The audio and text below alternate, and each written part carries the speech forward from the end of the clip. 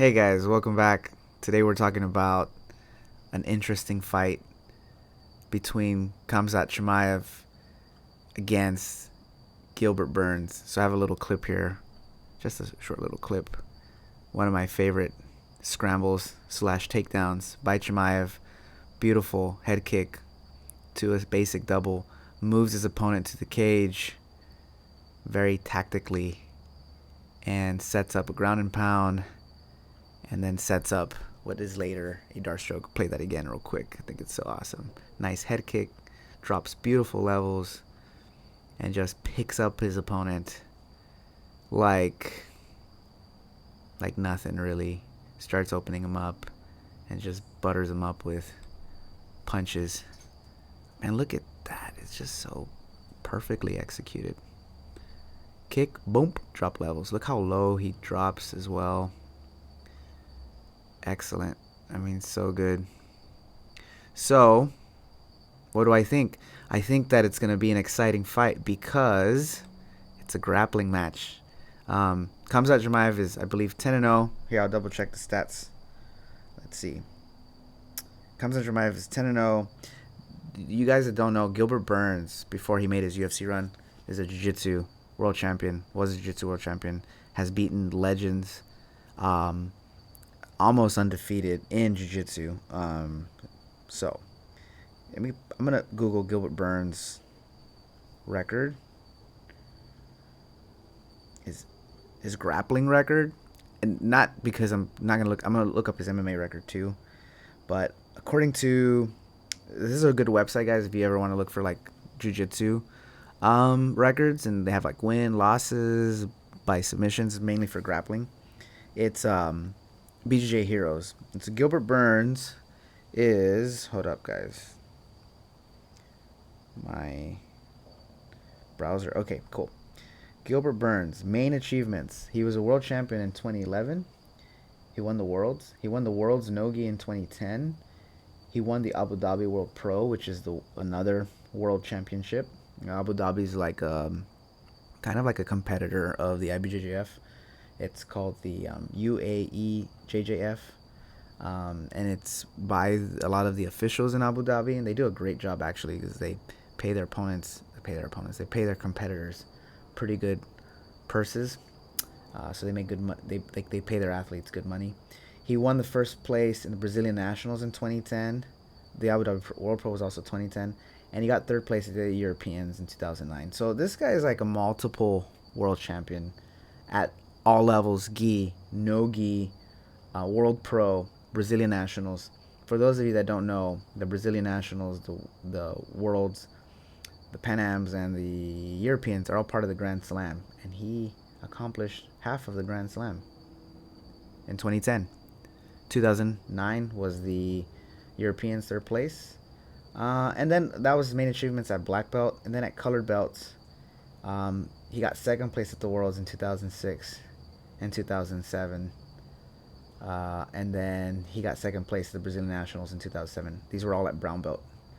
And his position, technique he loves in grappling, distance, passing.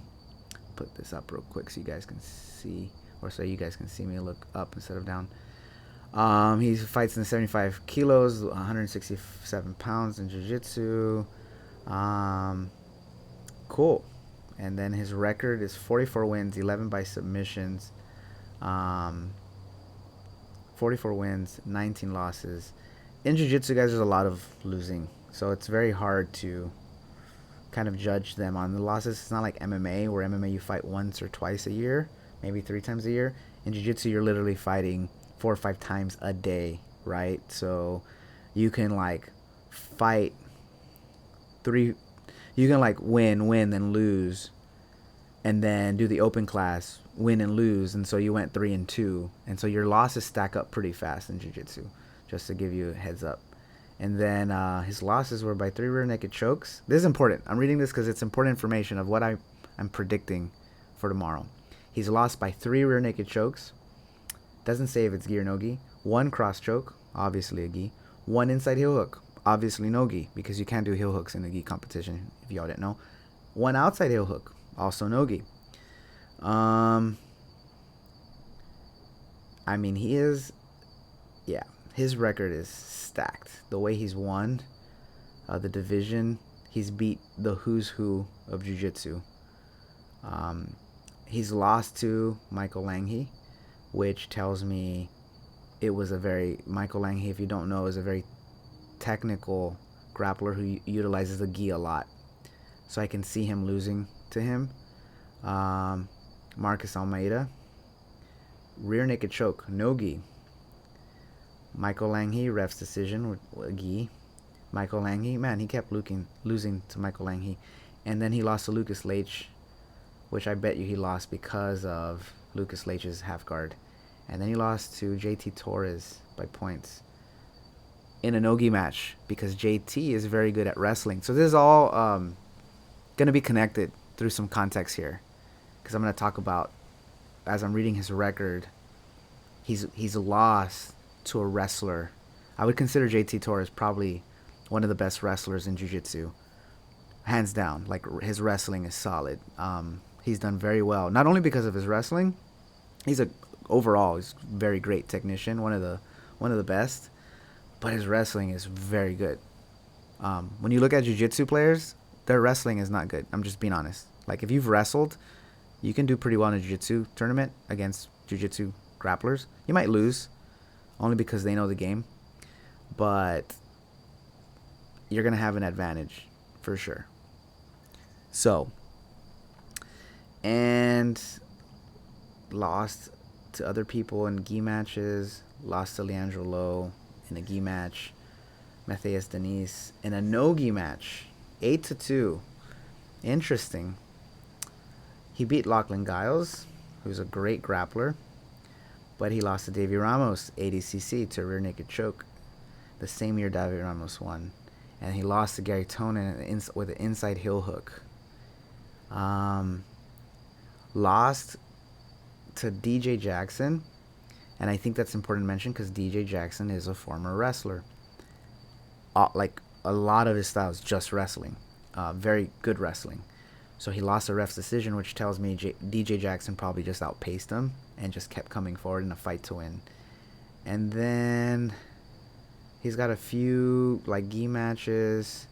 Lost to Jake Shields in a EBI no Ghee. So like what I'm trying to say is a lot of his losses are coming in no Ghee, and then he lost again to Craig Jones with the outside heel hook, and then he lost to Lucas Barbosa recently in a BJJ Stars rear naked choke. So that was 2021. He went up in weight too, probably because he doesn't care about cutting for jiu-jitsu tournaments. So guys, I bring these up because these stats are so important when you compare them to Chimaev, right? Khamzat Chimaev. And I'm going to pull up his records real quick.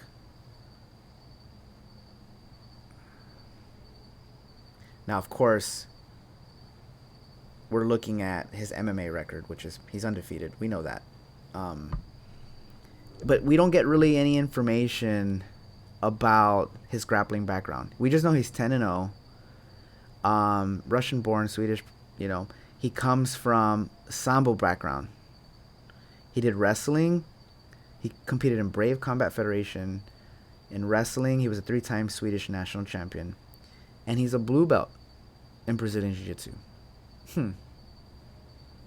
Which there's a lot to be said, right? Like, I did the ADCC trials a week ago, and there's like really, really good blue belts. Like really good. And purple belts and brown belts. So as we continue to grow in the sport of grappling and MMA and Jiu-Jitsu and Sambo and Judo, we have to understand that it's evolving and belts don't matter as much as they did 10 years ago. They definitely don't matter as much as they did 20 years ago. So these are important stats. Chimaev's younger, 27. Gilbert Burns is 35, gonna be 36. Does age play a factor? Yeah, of course it does. Of course it does. Unless these guys are juicing, which according to UFC they're not, right? They're testing them.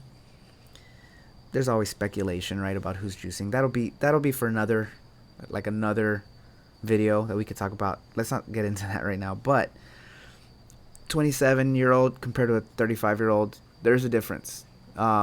Recovery, cardio, strength. And I will say, if you look at data, all the world records, right? All the world records in powerlifting and strongman competitions are broken by people in their mid to late 30s. Marathon running, those records are broken by people in their mid to late 30s. If I'm wrong, please correct me in the comments. This was what I like glanced at this data years ago. It could have been shattered again by someone younger or maybe someone older. I doubt someone older, but my point is, like, as you get older, your body does go through a lot of changes.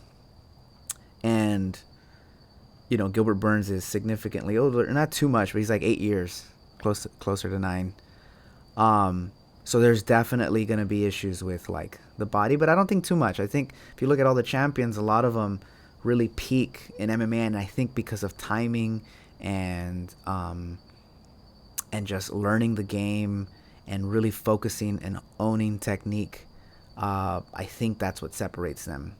So like from like a younger fighter, Khamzat is an outlier for sure. He's 10-0. He's crazy, right? Like in a good way. He's so confident. Gilbert Burns is 20-4. His last loss to Usman, that was a pretty good loss. Like, I mean, he stuck in there, completely got dominated by Usman. There was no lying about that, no denying it either. But he is ranked. Like, I believe he's in number 2. So I talked to Marshall Mind. You guys know Marshall Mind. And like, he gave me his prediction. I always like to talk to him, see what he thinks. He thinks Khamzat Chimaev is going to win. Hands down. It's going to be too much for him. We didn't talk about if it's going to be decision or if it's going to be a finish. Here's what I think. I think that grappling with a Ghee is different than grappling without a Ghee. And I think those two things are different. And I think MMA is different. And so with that being said, I agree with Marshall. I think Khamzat Chimaev is just at a different level right now. And if you listen to his interviews, he's like so confident. I'm going to play this one more time because I just love seeing him like fight, because he's a grappler, number one, but he's also so efficient. Like, every movement he does has a purpose. He doesn't shadow box. He doesn't like waste time. Everything he does is with intention. And there's no wasting of time, of energy, of resources within the octagon. He's maximizing everything. And I think he's like this because of how hard he trains. I'll do it one more time because I just love watching him fight. Boom. Like, that low double is... he's just toying around because he was a wrestler. Like, he's really good at wrestling, and it works for his style. And, he's training Jiu Jitsu, he's grappling. All right, now I could probably... So you guys could stop seeing that loop. There we go. See if I can move this screen. Sorry, guys. I'm terrible with technology. There we go. I look tired.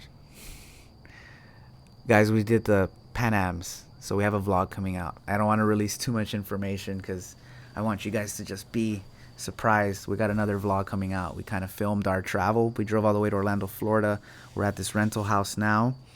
I don't want to get into what happened. You guys just got to tune in to the vlog. But I'm sitting back here, and there's this swimming pool and this screened in barricade. And then I started thinking, like, oh, why would they do that? Oh, that's like to keep frogs out of the pool. No, it's like legit. It's like to keep gators out. Like, there's like a swamp back there. It's kind of scary. Like, Florida's crazy. Can you imagine? Like, you're walking to school and the gator attacks you. Yeah, I didn't grow up around Florida. I grew up in Texas. We don't have gators. We have weird things in Texas, but not gators. We have alligator gar in the Rio Grande, but they can't get out of the water. So if you're not getting the water, you're pretty safe. Gators will, yeah. Anyway, I digress. So we're in this house, and this locked-in patio is back here, and it's like, yeah, it's a little creepy. But anyway, we have the Pan Am's vlog coming out. I'm gonna release it probably tomorrow. It's the next episode, guys. So we're gonna try to like always film some of our competition footage and some of our training footage. That's my goal. I think you guys would really enjoy that stuff. Just to kind of, kind of show you what we're going through. And you kind of get to see. I swear, I keep hearing noises, and it could be a freaking, frog or something. But when it makes noises and things start, obviously not in my home or my office, right? I'm like in the back. I'm in the backyard, and it's cool. It's nice weather, and it's soothing, but it's also a little scary. See, I heard it again. That's so freaky. It's probably a frog.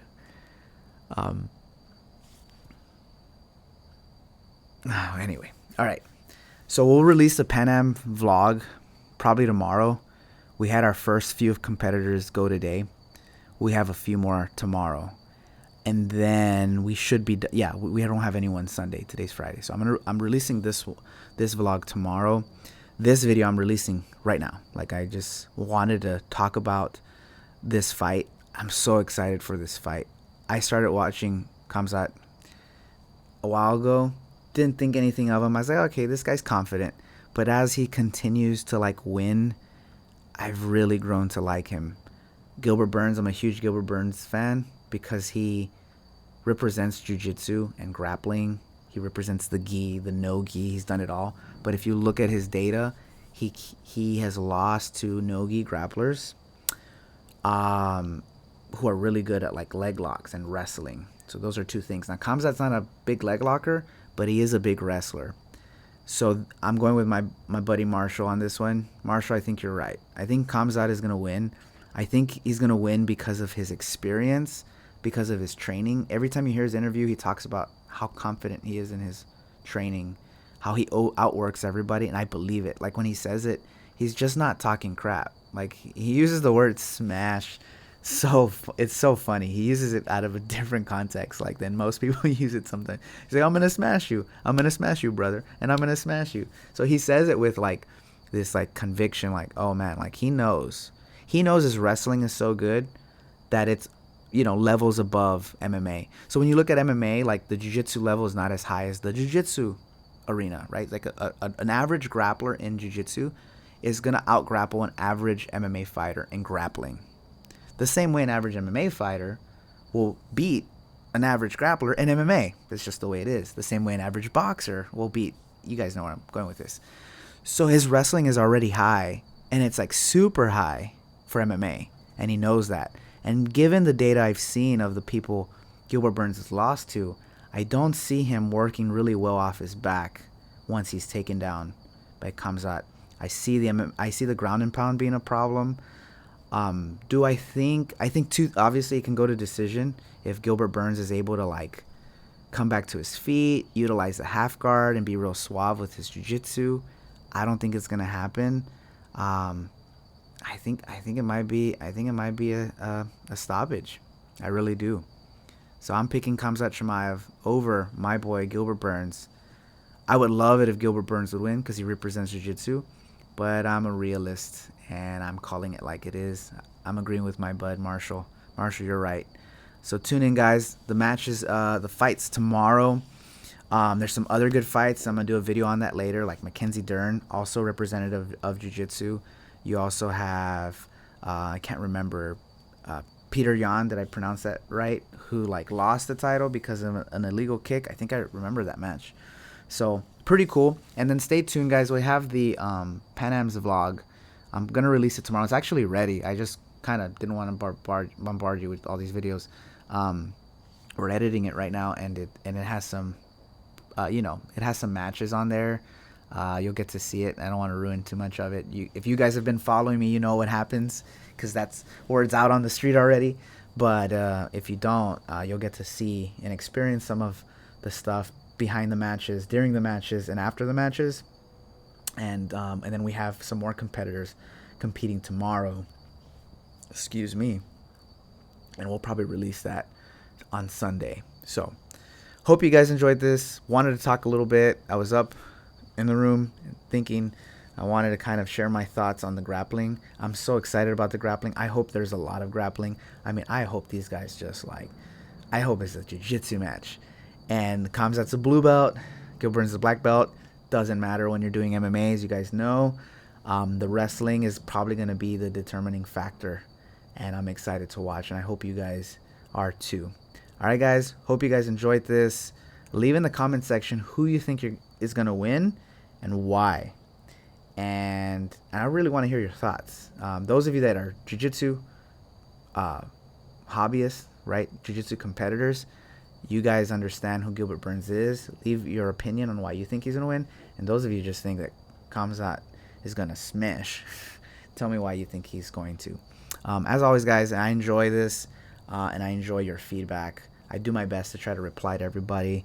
So send this video some love, and let's look out for another one I'll send out tomorrow on my thoughts on Mackenzie Dern and my thoughts on the Pan Ams here at the Pan Americans in Orlando, Florida, 2022. It's been awesome. We got some more matches, more competitors tomorrow. So hope you guys enjoyed. See you soon.